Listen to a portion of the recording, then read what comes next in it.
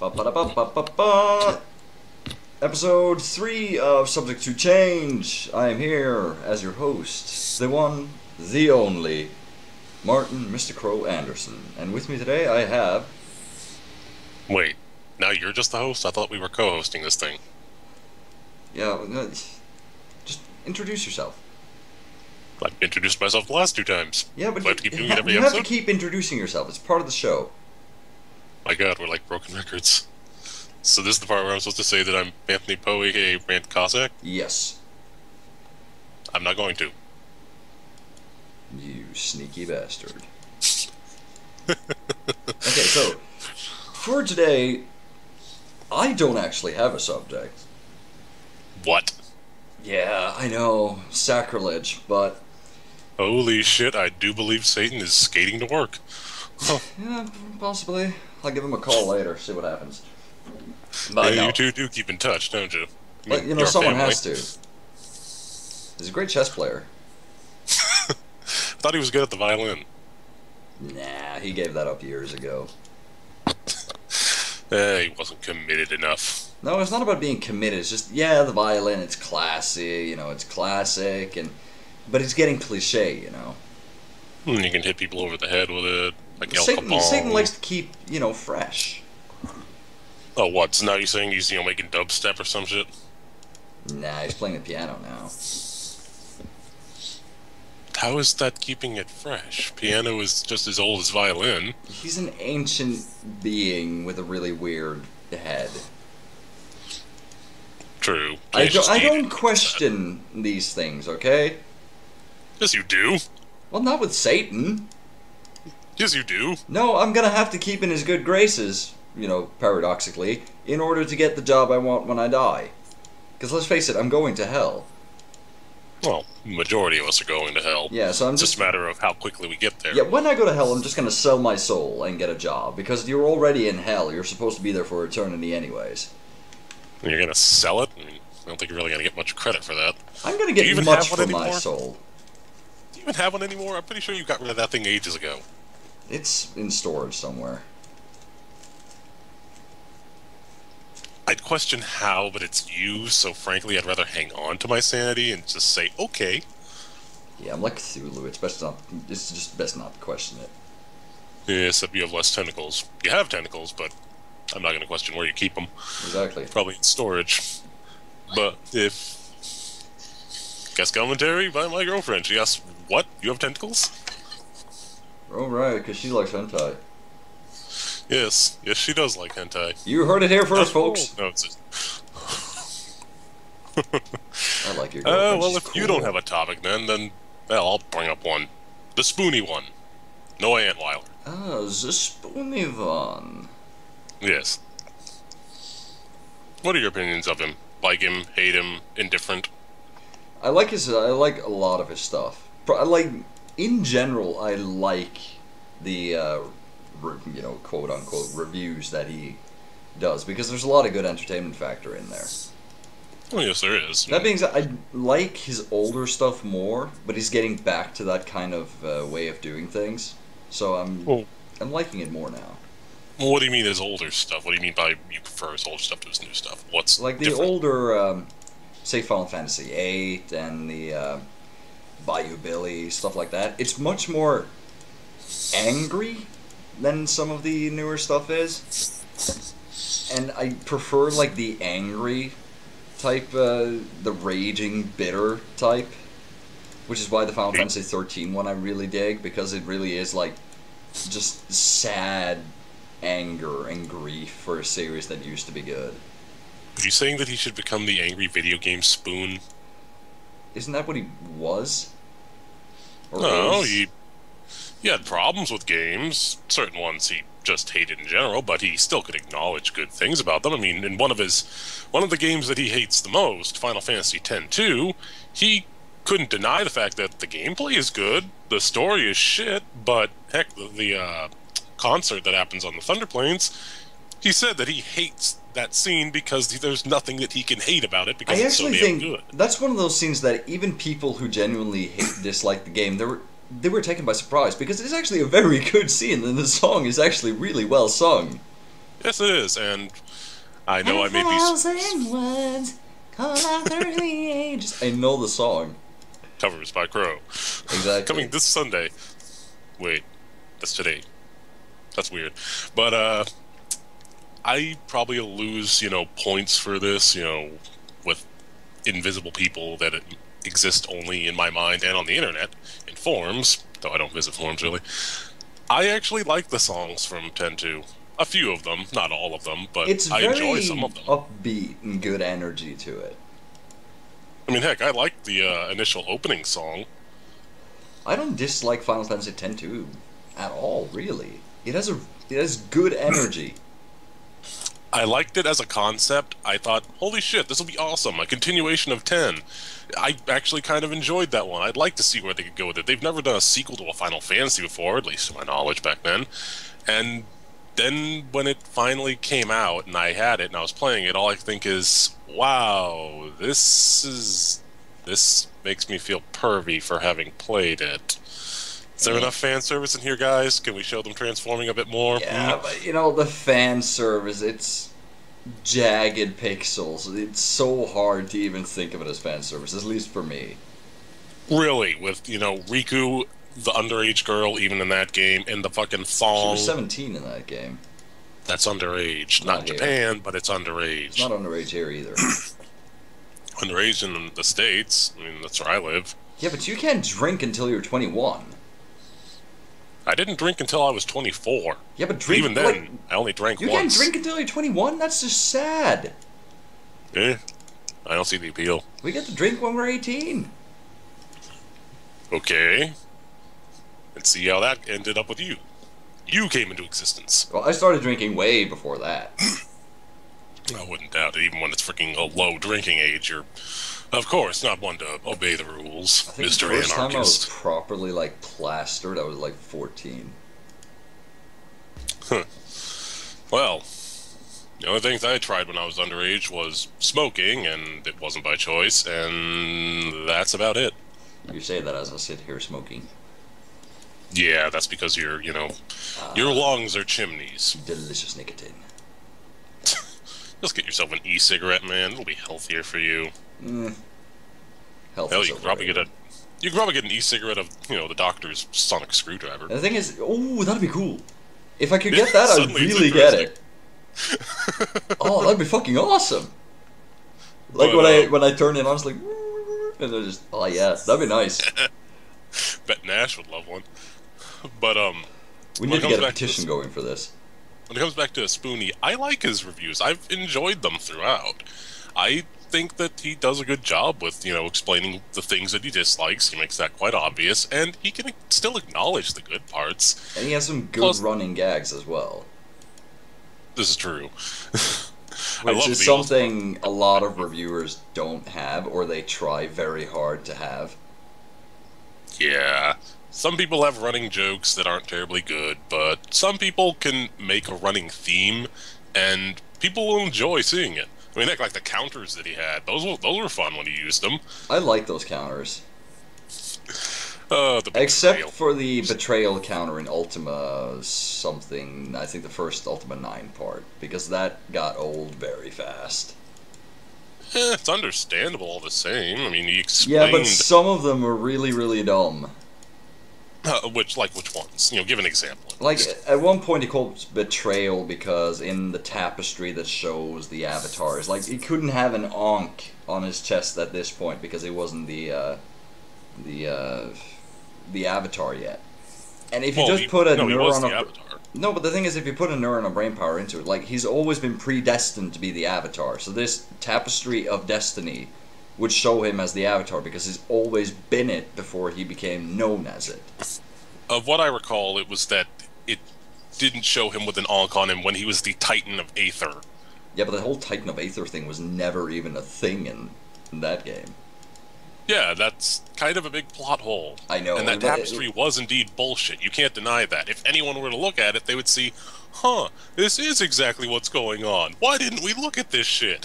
Wait, we do on a daily basis. Ultima 9 is complete horseshit anyways. Yes, it is. I've never played the Ultima games, but just from... Me either. Even if I had never played the games, Ultima 9 would still just be catastrophically bad. How about that mage that's up in that floating tower? I don't It's remember. just floating around making noise. What's a paladin? Oh, there's that too. Yeah. I'm starting to hate that fucking thing though. How everyone says it. Well, It's like with Portal, like the cake is a lie. It's like, oh my god, that thing could not die fast enough, or arrow to the knee. Yeah. Ironically, this is actually something I mentioned in the first episode, in Castlevania Lords of Shadow, which I've beaten. I thought it was an okay game. But, at one point, throughout the game, you find fellow travelers who are dead, other members of the Order, and you can pick up either items from them or scrolls that tell you, what they were doing or whatever. And throughout the game, these scrolls keep making so many obvious references. Like, when one of them's talking about the vampires of a castle, they're saying that they shall make sure that they cry bloody tears. And at one point, one guy says, specifically, that, this is real. It exists. The cake is not a lie. Yeah, I've really heard about that one, and it's dumb. I mean, like, later on, when you're traveling through some hell dimension, you have to travel through these mirrors that teleport you, like, portals. And one guy calls them aperture-esque magic. That makes no sense. Really? Aperture science? Yeah, I know that, but why would he say aperture-esque magic? Yeah, it was just like, come on, guys, now you're forcing these references. What the hell? I still think that game is underrated. I do like a lot of the Spoony One stuff. The thing that I'm not so sure I like about him, again, this is one of those things I can't really decide 100% on, is him as a human being. Well, people often can't separate someone in their job from their life. And honestly, I can, and I understand that Spoony has some problems in real life, but I don't think he's a bad guy. No. Everyone's different. Everyone has their personalities. Everyone has their rough moments in life. Yeah, but, I just think part of it is that whenever something does happen, it's always everyone around him that's blowing it out of proportion. And especially the people that he used to work with. Are you saying that that's what it's like from his perspective, or that's what it's like in general? That's what it's like in general. Like, he can make a joke that can be so obviously a joke. Or he can say some things in a moment where he's obviously not at 100%. Like, he has a migraine and something, and he lashes out at someone else. And that someone else then completely blows it out of proportion. But I can only assume you're talking about the quote-unquote firing. Yeah, that and just other stuff as well. And him on Twitter in general. Yeah. Because a lot of people a lot of people get what he's trying to say. When he's making an obvious joke, like, oh, and then there's that one time that Batman blah blah blah. One person will be like, ha, that's a good one. Another person will be like, how dare you? Yeah, and some people just don't know how to read sarcasm and humor online, and it's understandable. The sarcasm font is still in production, but it's still something you should learn. Yeah, but it's also how things have been in the past, that people will automatically assume that if he gets angry, it's some horribly violent anger. Mm-hmm. Like, at one point when he lashed out against, Jason Pilar or Lord Cat back in the day. Oh god, Lord Cat, do not get me started with him. No, we're not going to go there. At least not at this point in time. But okay, ever since that, it's always been this, like, it's cool to hate on Spoony thing. Mm-hmm. And really, I don't get it. Me either. I mean, heck, when I was first introduced to Spoony, it was from that guy with the glasses, and the first video of his that I found was one of his Final Fantasy VIII videos, and when I was watching it, I initially thought, I don't really like this, so I went to a different one of his reviews, and I was like, oh, this is alright. Oh, he's got a website? Then I went to his website, and I started watching his videos, and eventually I came back, worked my way back up to the Final Fantasy VIII reviews, and I was like, I think I'll give them another try. I mean, I was kind of offset by them initially, because I thought it was kind of lowbrow and silly, and then I watched through them, and I was just like, huh, I can't believe I didn't watch this. Yeah, there's I like this guy. some very good quality entertainment in there. Mm-hmm. I believe the way I came across Spoony was I watched a angry video game nerd video when it was still on Mm-hmm. YouTube, and one of the related videos to that was his Bayou Billy review, which Yeah, then those were the led archaic to times. Final Fantasy VIII and whatnot. And I played Final Fantasy VIII, and I really dug Final Fantasy VIII back in the day, but I still see all of the points that he's making. Like, the draw system is completely idiotic. Yeah, The story is dumb, but I still find it enjoyable. Yeah, I've played Final Fantasy VIII. When I first played it, I enjoyed it to a certain extent, but I reached the final boss, Ultimecia. I don't care about spoilers in this game. It's ancient, people. If you don't know this stuff already, I apologize. No, but I don't really. apologize. Seriously, there is a statute of limitations when it comes to spoiler. If something is over a decade old, then you know what? It's not our fault if we spoil something. Yeah, like I said, I apologize, but I don't really, because I'm not really sorry on this one, folks. Yeah. But when you're fighting this final boss, Ultimecia, the Time Sorceress, I did not fully comprehend the draw system, the stat junctioning thing, etc. I leveled my characters the old-fashioned way, and I, just equipped them as best I could, and I went in there, and I was fighting against her for an eternity. And I barely reached her second stage. And then when I did, it was pretty much an eternal lock of, I have to heal myself, then I hit her. Heal myself, hit. Heal, hit. Heal, hit. And eventually, for one move, I didn't do that combination, and boom, I was dead. Yeah. And it just turned me off of the game entirely. I'm just like, I'm done. That's it. Finished. We are finished here, people. Yeah, We're leaving. I played it on the PC, and at one point I was just like, you know what, fuck it, this draw system is idiotic, because I can't use any of my magic, because if I do, I'm going to have to go out and draw new ones. So basically I just found a trainer online, and I cheated. Because I really wanted to see how this story was going to end. Yeah, I eventually worked my way through the game again many years later, and I had far better stats and whatnot, and I beat Ultimecia, and I watched the ending and I was like, huh, that was kind of trippy. Yeah. Why did they not have faces for a few of those little clips? But I thought it was a perfectly good ending. It was good enough. I enjoyed it. The thing that I really like about 8, actually, is the aesthetic of it. Like, design-wise, for me at least, it's the most unique out of the Final Fantasy games. Yeah, it's got a lot of interesting stuff to it, and a lot of mind-boggling things. Yeah, but I do like the interesting. idea of this military that exists. Because it's pretty much one of the only times in Final Fantasy that there is like a standing military or mercenary organization. I mean, you have 7 as well, but it's more like, corporations. Yeah, with 7 it was more of a private defense force than anything. Yeah, and then you have... In the soldiers. And you have, like, knights and whatnot in the previous games, but it wasn't any one particular police type thing. Whereas in 8, you have the Seed, or the CED, or whatever you want to call it. SEED, Seed, yeah. Yeah, Seed. Which is basically monster hunters? Of what I know, they're basically global mercenaries for hire for whatever job you need. They're pretty much the world's assorted A-team, and their main objective is to make sure that no sorceresses ever come into existence. Yeah. Which, normally you would be the one pulling this card, but isn't that a bit Nazi-esque? They're hunting down any sorcerer that ever pops up, no matter if they're innocent or not. And why are the sorceresses always evil? Hell, one of them wasn't. There wasn't? Yeah. The sorceress Idea, she initially was not evil, and then she was possessed by an evil sorceress. And then she was unpossessed, and she was still a sorceress, but she wasn't evil. I guess it's because it's just safer to purge them all.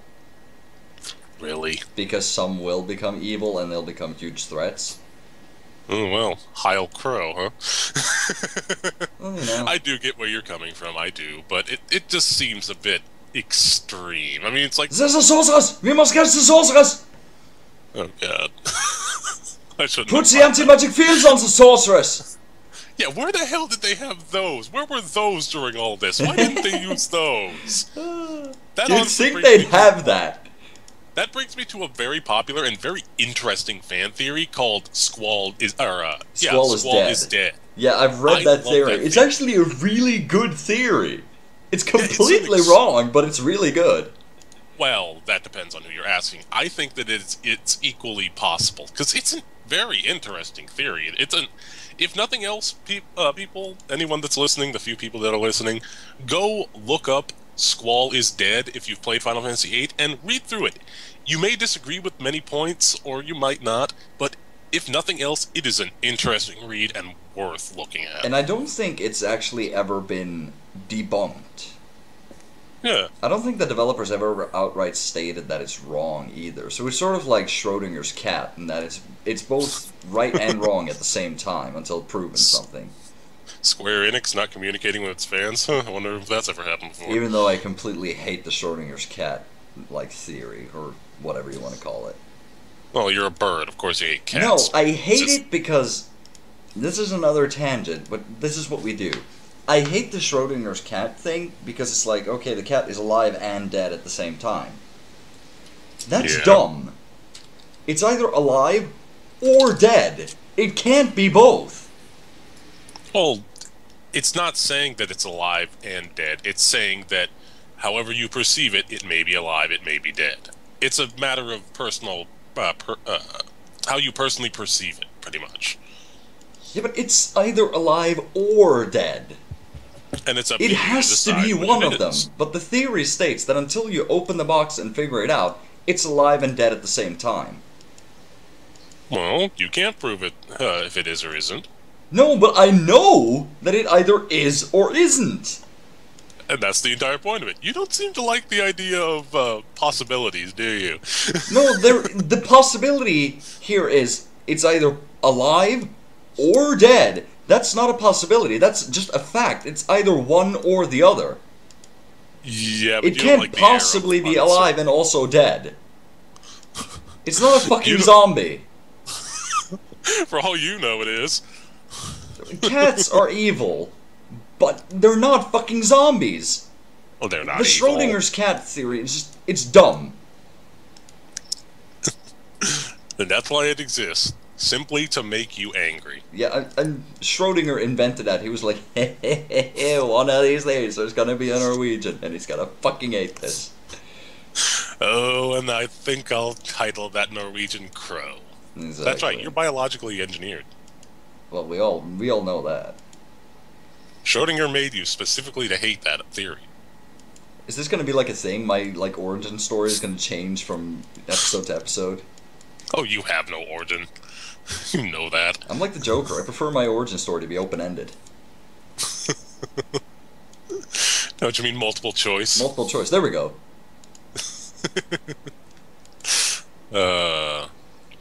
But getting back to Spoony. Right, that's what we were talking about. I was sitting here wondering where we were. We're somewhere off in the wibbly wobbly timey wimey place. Oh wait, we already talked about Doctor Who. Doesn't mean we can't again. Indeed. The Master is awesome. I'm considering buying a sonic screwdriver replica of his. Yeah, I know. I so want one. I kind of want That's the 11th Doctor's one though, because it's big and it's shiny and it has a thing So that the pops size up. of the screwdriver. What If the all size of the else screwdriver fails, is how you screw use it. Well, you know you gotta upgrade from sonic to laser. Uh, But, with Spoony, honestly, I enjoy his work, and I can understand the problems people have with him. With some points, he is bullheadedly stubborn and refuses to, alter his opinion or give an opinion on certain things. Like with, at one point I was watching a live stream of his, and he brought up The Legend of Zelda, and he said that it's a broken series that cannot be fixed and never will be fixed because there's too many problems with it. And I was there, and I asked him, well, if you could fix it, what would you change about it? Tell me a couple of things that you would change. And his response was just, it's not my job. I don't have to fix it. And I said, well, I understand that, but if you have such a problem with the series, what would you change about it to make it better? Just, ideas. It's not my job. I don't have to fix it. I understand that, Noah. And we pretty much went back and forth for like 10 or 15 minutes, and he just kept giving the same answer. He refused to actually give any constructive criticism as to how to change it. Yeah, and if you're going to say something is broken, you're going to have to explain why and how you could fix it. That's sort of how it works. Yeah. That's one of the few moments where he just refused to, give any kind of explanation, any kind of input on it. Yeah, and he does have a tendency to yell at the people in the chat when he's streaming. Which, for me, I really dislike it. Like, at one point he was streaming Kingdom Hearts, and people were telling him, put this in your abilities, this in your abilities, or something, and he was yelling at people, and yeah, it was just not fun to listen to.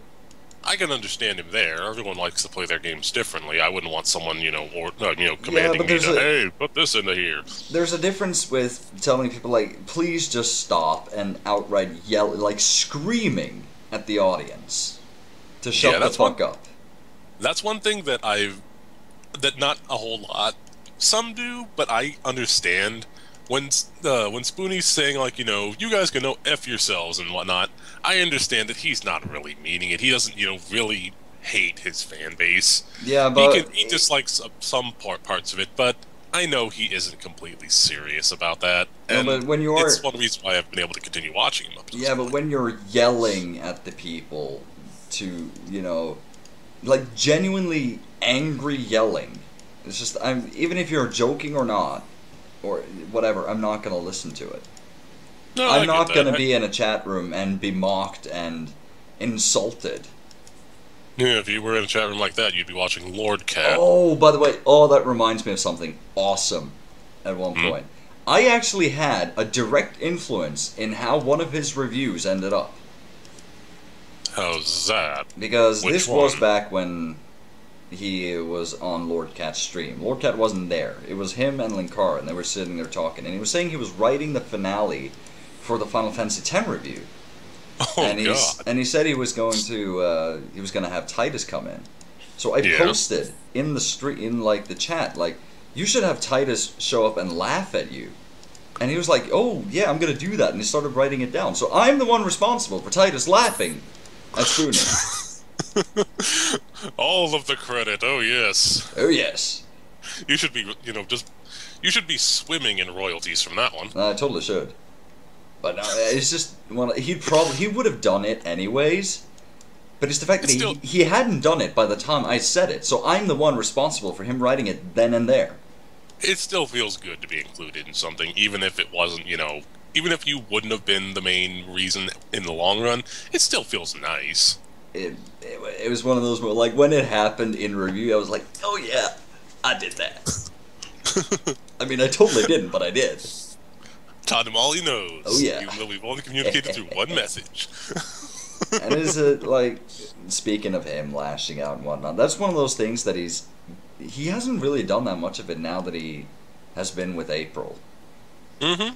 And she's been a very good influence on him. She is, and I dig the two of them as a couple, actually. Yeah, I've watched their videos of them going to random, markets and getting a bunch of foreign items and drinking them, like ramunes and different flavored pastries, like the curry flavored pastry thing.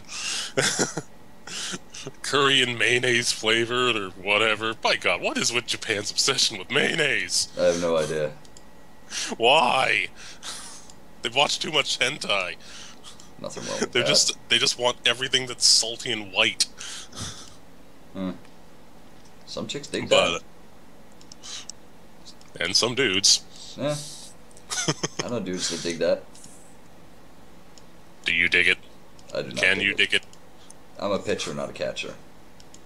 To put it that way. But all in all, I think Spoony's a good guy. I enjoy his stuff. I wouldn't mind hanging out with him. Like, not like at a con or something, but like just sitting at a table, just chatting or playing a video game or stuff like that. That would actually be very interesting. Yeah, and you gotta at least acknowledge that if he was really nothing but rage and bile, he wouldn't have come as far as he has. No, he wouldn't. He's clearly, more than just the surface level of angry game reviewer. I do believe at some point he has stated that he has bipolar 2. Yes, he does. And which, it makes it very understandable how he can lash out at people. Yeah, and for a while, the medication that he was being given, of what I recall, the medication he was originally being given was actually making it worse rather than helping, and he didn't realize it for the longest time. And a lot of people don't realize that, but bipolar 2 is a genuine psychological disorder. It's not something like it's just simple mood swings. This is the very, chemistry of your brain fucking up. Mm-hmm. It's not something to laugh at. It's not something to say, oh, he's just moody, or he's emo, or, it's a made-up, diagnosis or anything like that. No, it's bipolar, and especially bipolar 2. These are things that will fuck up your life. Some people can't acknowledge that. No. And it's one of the reasons why Spoony has to keep doing the reviews, because as it is, he could probably never get a job as long as he has that diagnosis. He's had jobs before, but he's said that he just couldn't stand working in them. He could work in them, he could tolerate it and make himself, push through it, but he'd rather do reviews because he enjoys it. Yeah.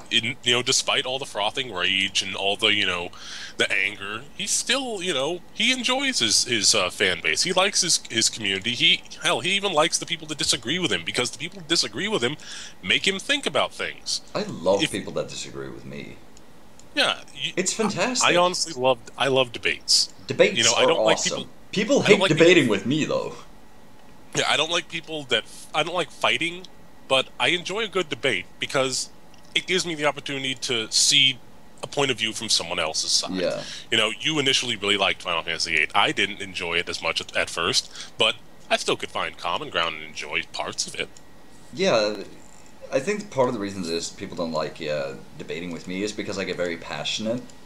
You don't say. And I can get very abrasive. I know for a fact that I'm a very abrasive human being. Some might say asshole. I say that's part of my charm, however. I'd say we save this one for a different episode, but I'll just say one word. Smite. Yeah. Oh, that's a can of worm right there.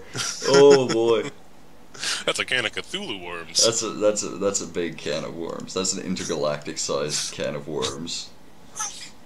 Oy, Space Cthulhu. I'm gonna get so much hatred for that. I'm gonna laugh my ass off if more people agree with me than you. I can agree with, I understand why you feel like you do about the game, but honestly, it's not... I know it's petty, I know. But we'll get into that a different time. Yeah. But, another game I was actually hoping to talk about is, Warcraft. I love Warcraft. Well, that being said, I've only actually played Warcraft 3. But I love Warcraft 3. And the expansion Frozen Throne. I think they're fantastic games. Yeah, I thought they were enjoyable. Like, from a storytelling standpoint, from a comedy standpoint, even. From an aesthetic standpoint, I dig so much about it. Well, that's something Blizzard's always been very good about, is, making characters that are interesting and appealing and funny. I mean, heck, in almost all of their RTS games, if you click on a unit enough, they'll start saying random things, or just completely silly stuff. Like if you click on a... falling on my head. Yes. Or if you click on a peon, the orc peons enough, they just, they're like, be not that kind of orc. Stop poking me. Yeah, it's... Blizzard games in general, I really do dig. Like Warcraft 3, StarCraft 1 and 2, I love it. Yeah, for all the missteps that they've had, Diablo 3, I still think that they're a very good company. I think that they make a lot of really good stuff, even if they're starting to hit certain Valve-esque production terms. Warcraft 4 needs to be announced. Oh, wasn't even going there. I don't think that that'll ever be a thing, frankly. I want it to be a thing. I know you do, but we have StarCraft and we have StarCraft 2. I know. But one map that they initially had said was going to be released with the simultaneously with the expansion of StarCraft 2, Heart of the Swarm, was their own personal version of Dota. It was basically going to be, Blizzard Dota. That's what they initially called it too, Blizzard Dota. And then Valve decided to be an asshole and say, like, oh, you can't use that term. We own that term. Yeah, but it originated from our game. No! Yeah. We make the monies off of this now. You shut your mouths. And ever since then, the game has just been delayed and delayed. Now it's apparently going to be its own individual game outside of StarCraft 2. And I don't mind, actually. Like, I'm looking forward to it, but it just feels like stupid things caused it to be delayed. And yeah, it's true, but Valve does this because they risk losing money. When are we getting Half-Life 3? Never. They cannot count to 3. No, like, not at all. Half-Life 3, even if it happens, it's never going to live up to the hype. Yeah, it's become the new Duke Nukem Forever. And speaking of Duke Nukem Forever, I didn't think it was that bad. Hate me if you will. I didn't think it was that bad after the several patches, but I played only one version of it, the PC version. I played the PC version too, but it had the issue that you could only carry 2 weapons and whatnot, which was later patched out, and it got better then. It was? Yeah. It patched in the option that you could put it in the options menu. You could choose to have more than 1 weapon carried, or 2 weapons. Oh, that's neat. It wasn't a bad game. It was just you could pretty much see the seams where it was all cut together. Yeah, the problem was that it was a game that was from the 80s, and it was brought out in in 2010 plus. So yeah, but Blizzard, like now with what they're doing with Hearthstone. Yeah, Hearthstone. I thought it was Hearth. It's like a fireplace, a hearth. Okay, a Hearthstone. Okay, that's what I really want to play. That. Yeah, I have a friend who's actually in the closed beta, and actually have 2 of them, and they've said that they're having fun with it. They can't say anything beyond that, but they said they really enjoy it. It just looks so chill to play, like one of those things you just play while you watch a TV show or something. Mm-hmm. And I dig games like that. Yeah, and then other stuff like this isn't really Blizzard, but Dota. I have played Dota, and I really didn't like it. What, back on the Warcraft 3 custom I played map? the original Dota back then, and I've played Dota 2 now. I didn't really like either. I can see what's wrong with the game and how it can, be unappealing to many, but I can also see the good points to it. I still play it from time to time. Yeah, but it's also one of those things that it's so littered with microtransactions, like just shameful microtransactions. Yeah, but in its defense, you don't have to use any of them. It's all purely cosmetic. That's what Valve does. I know it's purely cosmetic, and I'm not against stuff being purely cosmetic. It's just the amount. Well, it's better to have a large variety and have people only buy a few things than to have a small number of things that no one buys. It's simple business practice, supply and demand. If people want more, more armor and weapons for, I don't know, it's the logic behind. They're not doing it for the benefit of the player. They're doing it for like, oh, we can nickel and dime the fuck out of this. Well, that's what most big companies do, but it's not all malicious. A few of the armor sets actually have been made from community designs that have been brought up, and they've actually incorporated them. So it's not all money hungering. They do communicate with the community to an extent. Yeah, it's just other things. Dota 2 I didn't like. I feel it's needlessly complicated.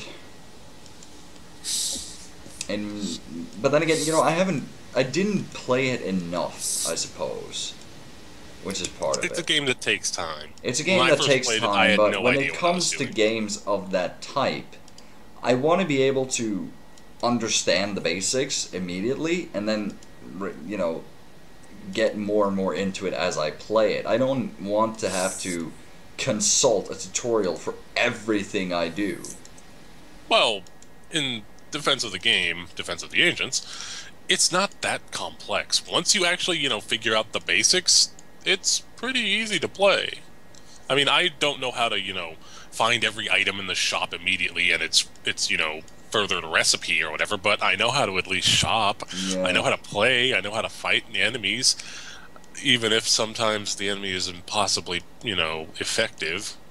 I mean, hell, they put in a lot of... you can actually play against AI and get the same rewards as you would have gotten against players. And the difficulty options range from very easy to unfair. That's Goes one of very those things easy, that... easy, normal, etc. Oh, And- I need to find this. Hang on. Where is it? Keep talking. What are you looking I need to look up something. Okay, but when it reaches the unfair level, hell, when it reaches the hard level, the computers, they're designed so that at all times they can see the entirety of the map and invisible units and so on, but they're designed so that they are not allowed to act on that knowledge unless they have some means of doing so, unless they have a true sight zone that allows them to see invisible units. They can't aim for invisible units or unless they physically can see an area. They can't attack that area or know an enemy's coming through that area.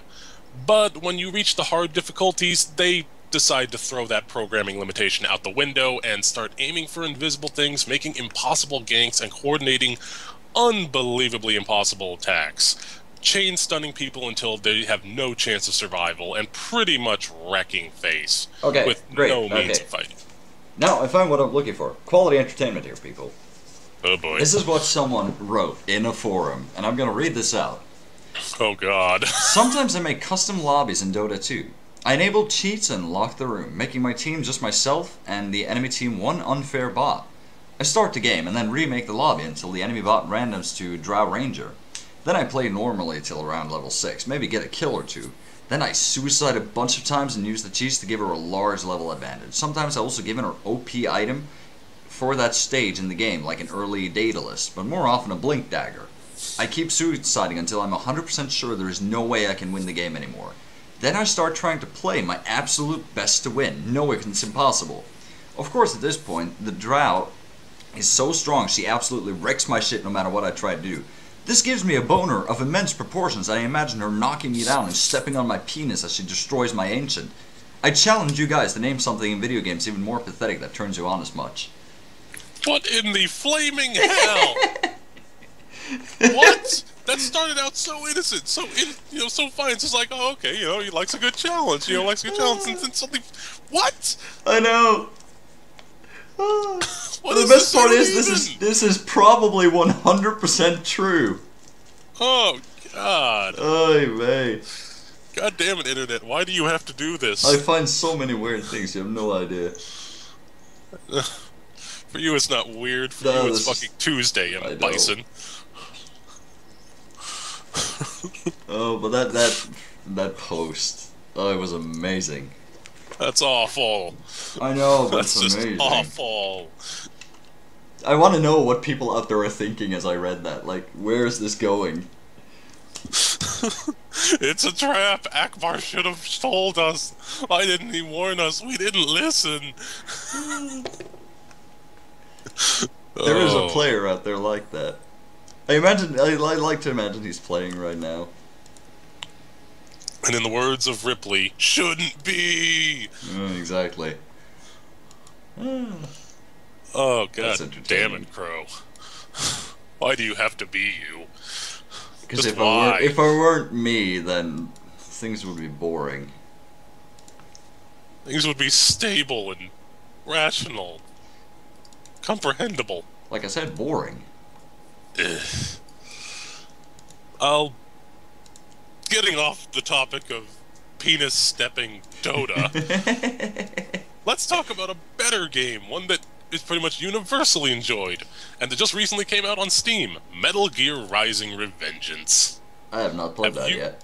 You have never played this game? I have not played it yet. You need to rectify that. If this had been available on PC at the original full price of $60, I would have paid it. I would have paid it in a heartbeat because, by God, this game is cracktastical fun. Yeah, but the thing is, I'm flat broke at the moment.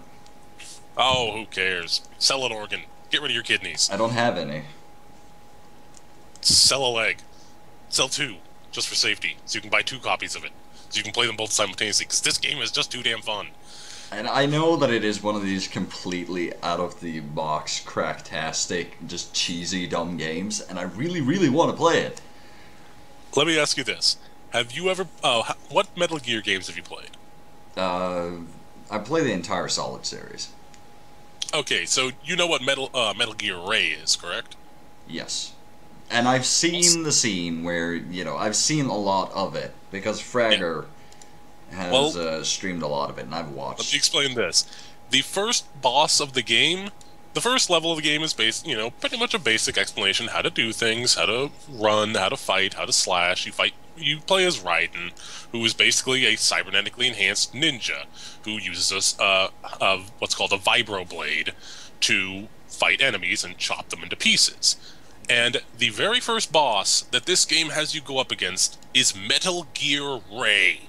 I know, and it's insane. It is completely stupid. It's also awesome. And apparently I haven't played the game that Ray was in. Supposedly it had some kind of cutting beam. It had a water laser. Yeah, and apparently they've replaced that with a plasma cannon. Because why not? And by God, that first boss battle, when that music kicks in and you start going up against it, you just get drawn the hell in. You are a tiny little ant against this thing, and you are fighting it hand to hand. You are chopping at its legs, and you are slicing it to pieces. And eventually you just chop the thing stem to stern in half, and it is glorious. Yeah. And the game just keeps what going. game is it reminding it? There is a game like that. But what the fuck is it? If you say Shadow of the Colossus, I will punch you. No. It's much awesome. It's much more awesome than that. Shadow of the Colossus is still an awesome game, but it's not that. Yeah, I've heard that one's really good. It's one of these completely cracktastic games. Of course, Devil May Cry 3. It's very reminiscent of DMC. I can agree to a certain extent, but I think the combat is better than Devil May Cry. Devil May Cry has very good combat, don't get me wrong, but I loved this combat so much more. It just drew me in. I never felt like... You're comparing, you know, what is current gen to last gen, basically. Well, I recently played the DMC Devil May Cry, and I can see why a lot of people... was kind of neutered. I don't know about that. I can understand why a lot of people had problems with it, and the problems they had with it, but I enjoyed it. I really dislike that you had to press a button and keep it pressed in order to switch weapons. Yeah, that was a problem for me too. I really because I forgot I had the weapons. Yeah, but I understood in the long run how it worked, and it actually made it so I could do a lot of really cool combos. I mean, I loved using the... though, it couldn't compare to DMC 3 for me, because Devil May Cry 3 had the best weapon ever in gaming. Which was, Navon. Which was a vampire lady who controlled electricity, who can turn into a scythe, who could turn into an electric guitar. How do you beat that? You can't beat that! You're literally shredding riffs, summoning forth lightning bolts. And swarms of electric bats. It is so goddamn awesome! I concede the point to you on that one. I can't deny that one does indeed have better weapons than DMC. That game was cracktastical and awesome. Yes, it was. But so I can't even remember what other weapons you get in that game, because that electric guitar just stole everything from me. Oh, did you get some kind of gloves you fought with? Pretty much. That's how I think it was. Devil May Cry. You always get a pair of gauntlets to do chargeable fist attacks. And those were actually one of my favorite weapons in DMC. I loved being able to, slash them apart with Rebellion, and then just when they're, staggering, just charge up a nice punch and then boom, right through a wall. Yeah. I mean, the guitar, as awesome as the guitar is, it wasn't actually the best weapon you got. It was just cracktastic. It was cracktastical in design and function, but that's about it. And not only that, this vampire lady was also the lover of, Dante's dad. to top it all off. You are literally playing the former mistress of a demon lord. Like, how can you not? Just like, I can see how people are like, this is so dumb. But it's one of those things, you have to just get past it. Because it's sheer awesome factor, it wins. It's what's known, at least from me, as dumb fun. It is. It's just the coolness factor of it. Yeah. But, in Metal Gear Rising, the basic weapon you get is the Vibroblade, which is basically a katana sword. You fight all your enemies in hand-to-hand, in, melee combat. You can hold down, one of the trigger buttons to activate what's known as Ninja Run. And while you're Ninja Running, you're immune to bullets. You deflect all of them, all of the bullets. You can't deflect missiles, but in some cases you can actually jump onto the missiles and bound off of them to reach further targets. And that's just fantastic. Yeah, it's like in DMC, where you can deflect bullets with other bullets. You fire your guns to stop bullets.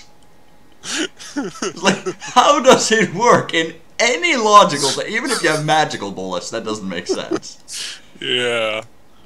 I mean, in Metal Gear Rising, at one point, there are these flying enemies, and your enemy is on a helicopter.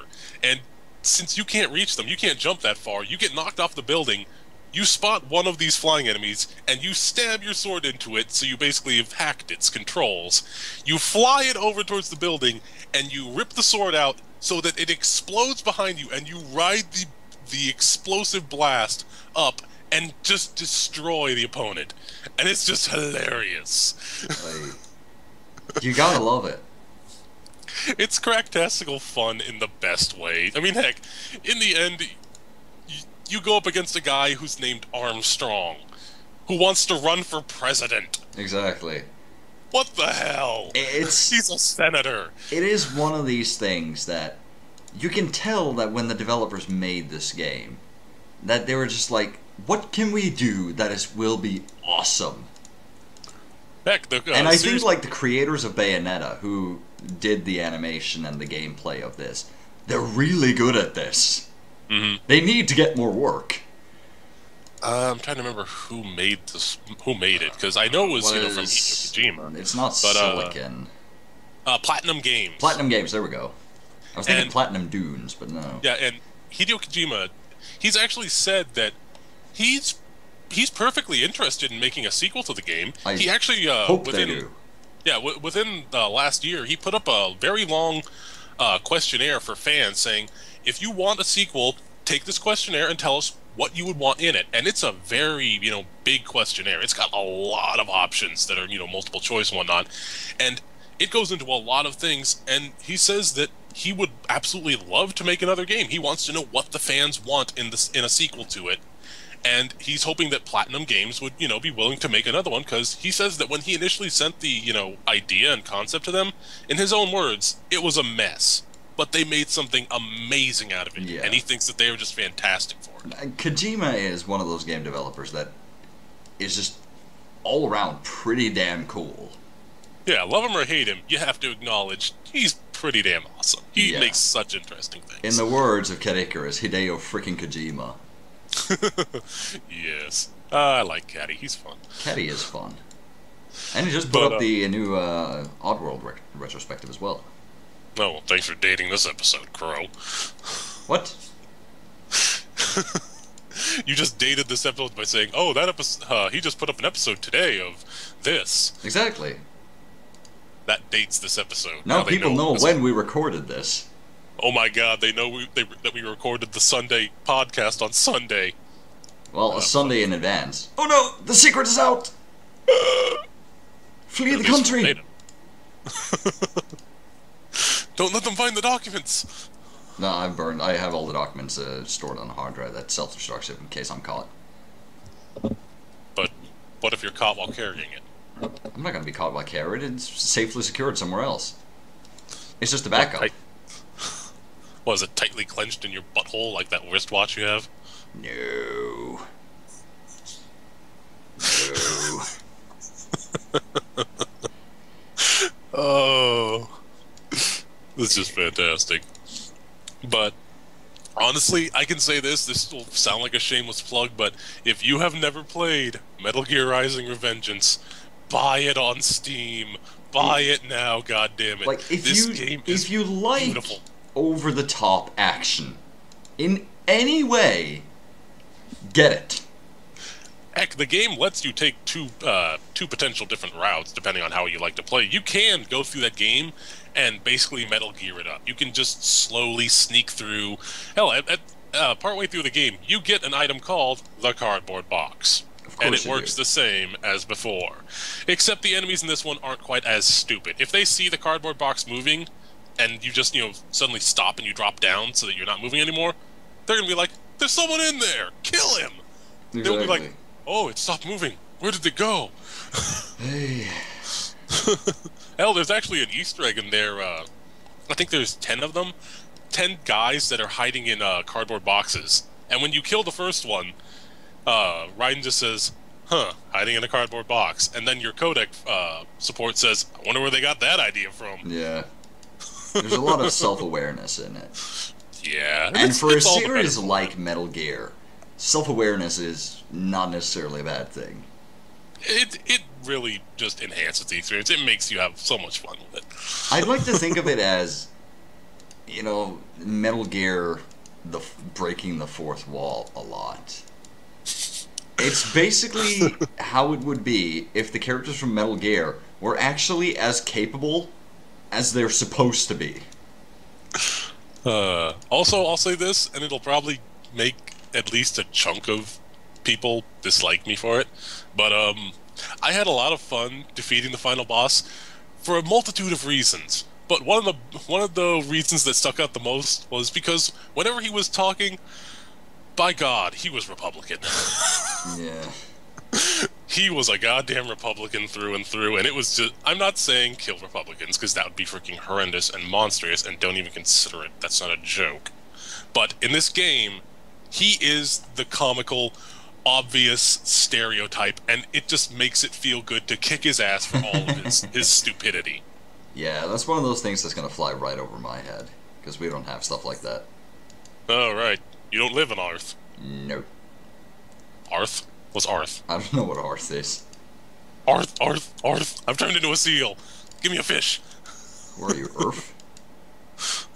Well, now you're just trying to be Will Smith. Who are you welcoming? I don't know. I don't even know what reference that is. Independence Day, when he shoots down an alien spaceship and goes up to the cockpit and opens it. When the alien starts coming out, he's all... he punches it and says, "Welcome to Earth." Welcome to Earth. And then he's smoking a cigar. He's all, that's an encounter. No, that's a close encounter. Yeah, that's it. That's a lot. How long have we been going for now? About an hour. A few minutes short, like last time. What's with you and cutting things short? What do you mean last time? We went 12 minutes over! Yeah, because you were all, I think we've gone long enough. No, we're about 5 or 6 minutes short, or 4, or yeah, whatever. and then we ended up going an hour and 12 minutes. Oh, what's so bad about that? Oh, I don't have to edit this one, so it was all good. Oh, well, I have to sit here and edit in pictures. How awful. The worst part is, you're editing it, and you've been sitting there for an hour, and you realize you're only 4 minutes in. Yeah, but in the end, it feels so satisfying. Does it, though? Yes. Yeah, it does. I spent over 8 hours editing the last one, and I was good with it, because in the end, it was a ton of work, but when it was the finished product, I was just like, that was satisfying. It looks so good now. It really helps you understand why people like Spoony and Linkara and Nash and whatnot, why they keep doing what they do. Mm-hmm. Because once you get that satisfaction of, oh, it's done, and people start watching it and whatnot, oh, it is satisfying. Yeah, Team 4-Star especially, Kaiser Neko, the lengths he goes through for that editing process. Editing individual lip flaps for auditory matching. I think that would drive me insane. Honestly, I can give nothing but praise to him. You're an amazing guy, Kaiser Neko. You just totally keep doing what you do, my friend. Yeah, it'd be awesome if he was, but I doubt he is. And while we're on that topic, hey, Takahata 101, you're awesome. I Bitches love him love in the Kevin's. voicing he's done.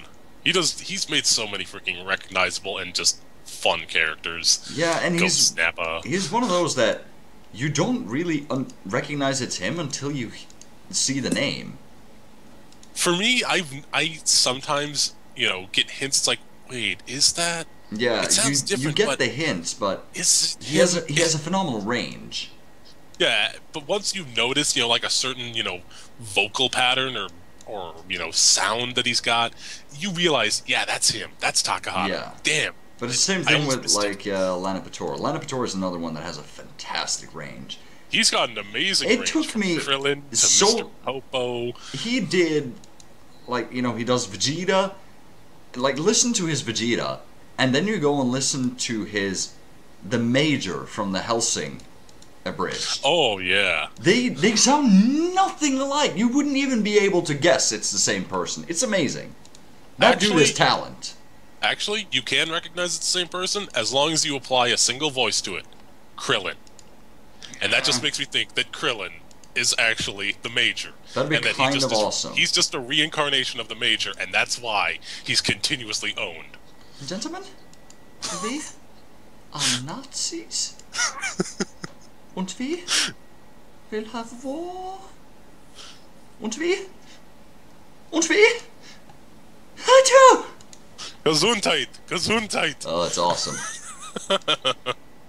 Oh, it's unfortunate that those only come out once a year, because who doesn't want more of Hellsing Ultimate Abridged? Oh, Hell, you dirty that actually bitch, got- work the shaft. Excuse you? Oh, don't mind me. I just like to dirty talk when someone is sucking my dick. It's fantastic. Hell, the Go get daddy another Abridged beer, series would got you? me into actually watching the original Hellsing Ultimate, and I watched through it, and it was entertaining. I can't wait to see what they do with the later material. By Yeah. God. Oh. Is that it? Are we cutting it now? Can I cut? Yes, Mr. Crow, pull the string, push the button, Frank. Yay! I get to push a button! I get to push Wait. the end record button. But it's not really a button, it's your mouse. Yeah, but it is a button on the mouse. It's more of a switch than anything. No, it's not. It's a button. Oh. Have you ever really, No, a hold the switch mouse is over? something by definition Okay. that when you flick it, it stays in that position. Yeah, if you push it down, it'll stay that way until you lift your finger. Exactly, so it's not a switch. A switch is something that when flicked, it will stay in the same position until it is changed back by either you or an external force. Whereas a button is something that you push and it will go back to its original state. What is a switch but a button that we just give up on too quickly? What? You got way too deep there, man. This is like some fucking Zen riddle right there. What is a switch but a button we give up on too quickly? Good God, that was deep as all fuck, man. Oh my God, if I was high now, I'd be sitting around for fucking hours thinking about that. Wow, I'm glad it made you think. Maybe you'll look at your mouse and have a bit more appreciation. I've got for to it. tweet that shit right now. Well, while you're doing that, I'm gonna tweet it to Nash as well.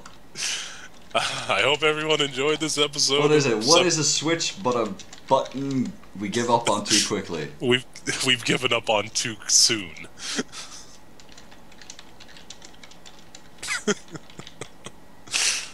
Oh. There we go. Let's see if he gets this. Because if he does, it'll be glorious. Well, for those who watched it, we hope you enjoyed it, or at least I do. I don't know what Crow thinks, frankly. You've now seen at least a tiny Well, glimpse of I'm what deep I in did. thought about that right now. He's thinking about switches and buttons. Yes. I hope you all enjoyed this episode of Subject to Change, and if you have any thoughts, share them in the comments below. If not, don't, but I hope you had fun all the same with us, guys. Thanks for listening. If you'd like to support us, why not leave us a like and subscribe? We release episodes every Sunday, and if you want to, you can follow us on Twitter. I am at the Norse Crow, and he is at Rankosek. Good night, everybody. You plugging asshole. Yeah, somebody has to do it. Fair enough. Good night. Goodbye.